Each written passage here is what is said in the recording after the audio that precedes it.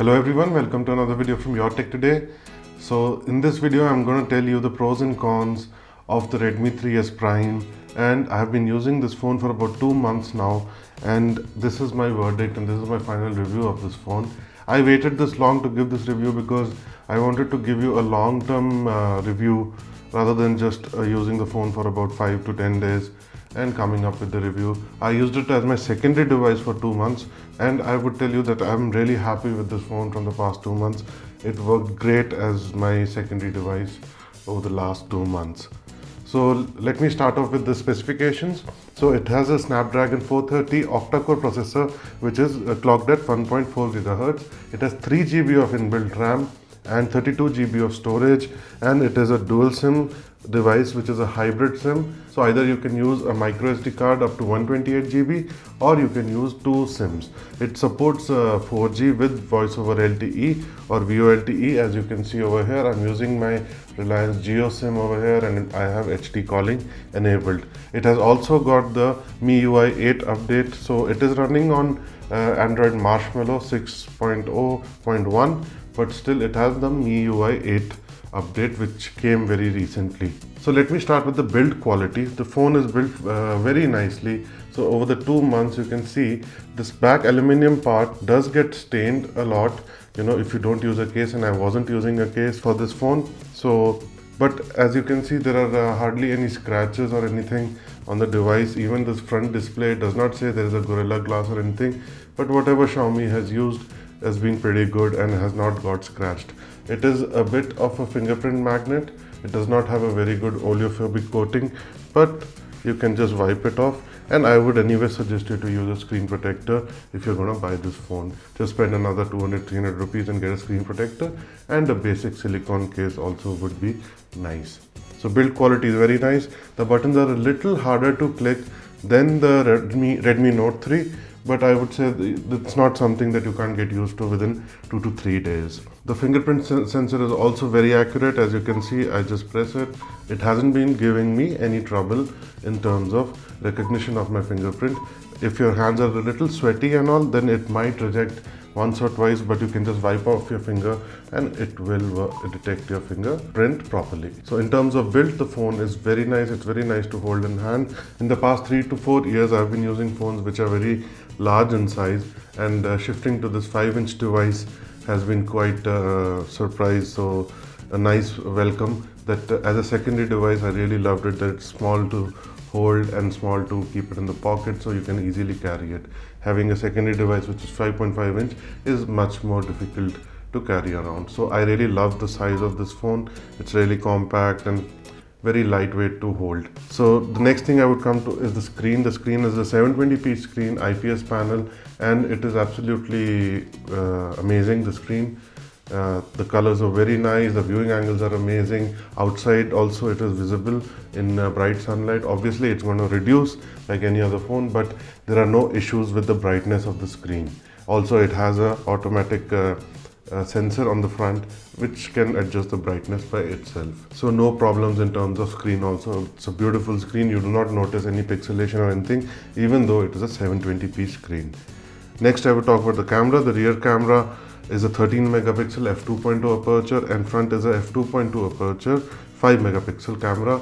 Again, in this price range, this camera is quite nice. There are no issues with that. You can check out my camera review, which is in detail, for the full review of the camera. Overall, I would say there are no issues with the camera and you would be happy with the results that you get.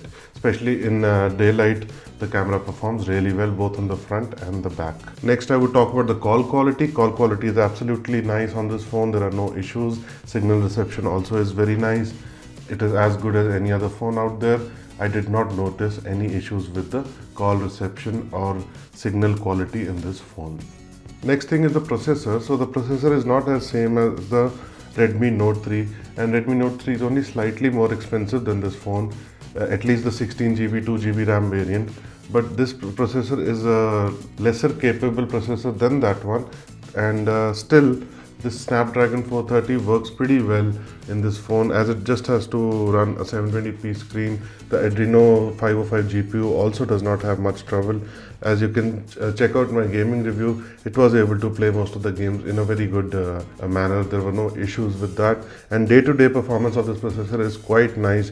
I haven't had any problems or hanging or lagging with this phone. In multitasking also, the 3 GB of RAM is enough, and the processor also handles it quite well. There are only good things to say about this phone in terms of processing and multitasking also, and especially after the MIUI update, you can have two apps and other features. You can have two instances of the same app running. Like you can have a second WhatsApp also if you put a second SIM inside, and both can have their separate WhatsApp numbers on the same phone. So that is also a very nice feature which MIUI 8 offers. I haven't used it on this one, but on the Redmi Note 3 I have used it, and it works flawlessly. So that just increases the usability of this phone even more and takes it to the next level. So you can enjoy the Redmi 3S Prime also with those features which MIUI 8 offers. The next pro that I would say is the battery life. Look at the size of this phone. It's so small, and it packs a 4100 mAh battery inside, and it supports fast charging also, which I've shown you in another video. I will leave the links to all those videos in the I button up there, and it is an amazing phone for battery life. If you are a very heavy user and your current phone is not giving you the battery backup that you need, then this is the phone to go for. Even Redmi Note 3 has a very good battery backup, but it has a bigger screen and it has to push more pixels as it's a full HD display, whereas this is 720p. So this phone requires less energy to work, and plus it has the same battery as the Redmi Note 3, which is 4100, and it is amazing. You can get very good battery life. The output from the headphone jack is also quite good. Nothing exceptional, but it is good. It is not bad in any way. Then the best thing is it has a IR blaster also, which I had gotten used to on my Samsung Galaxy Note 4, and then I got used to it on the Redmi Note 3, and it is right over there. If my camera would just focus, so that's your IR blaster, and the app that comes with it also works very nicely. It's very easy to configure the app and use it. So this is the Mi Remote app, and you can just add your devices over here and use it as a remote, and it's very easy to configure. I could configure all the devices in my house on this phone. One more thing I would like to point out is the notification LEDs over here, not on the top. So let's talk about some of the cons of this phone. So I would say, first of all, it's gonna be like nitpicking, but these buttons which you have over here, the capacitive buttons, are not backlit. So they are easy to spot because they have sort of a glossy paint job to them. So they are whitish and silverish in color. So you can get used to it, and you can use it in the dark also. But if they were backlit, it would have been a nice thing. Secondly, I would say the worst part about this phone is the speaker. I do not like the speaker at all. The volume is just not enough. Yes, the quality is fine, but the volume is what this speaker lacks. It's very difficult to hear incoming calls. It's consuming media on this phone is not a fun experience because of the low volume from the back speaker, and I wish Xiaomi can fix this a little bit. It has improved over the updates a little bit. When I first got the phone on the first day, the speaker was much lower in volume. Now it has improved a little bit, but I'm in no way satisfied with the sound offered by the speaker, and probably in the next generation they should improve it, or they can send another software update to fix the speaker issue. The third con I would say is that if they would have provided two SIMs and a micro SD card slot, which I complained about in the Redmi Note 3 also, that would have been a nice thing.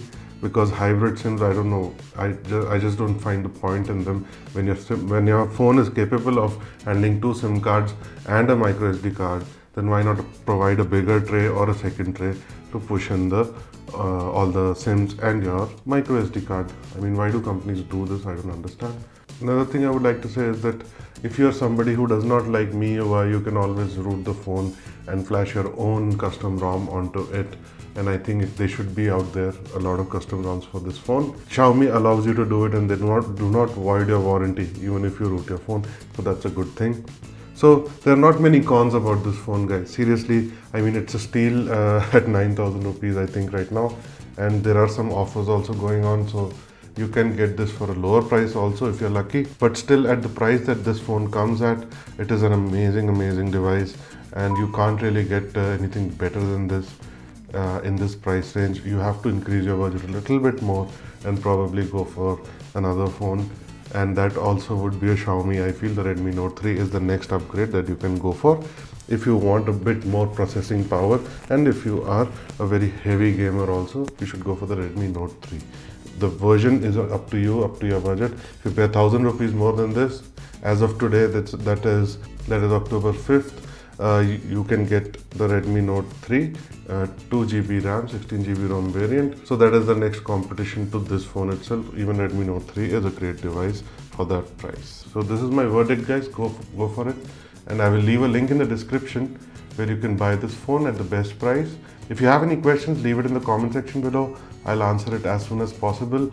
If you like the video, please hit the like button. If you're not subscribed, please subscribe to the channel. I'll see you in the next one. Take care. Bye-bye.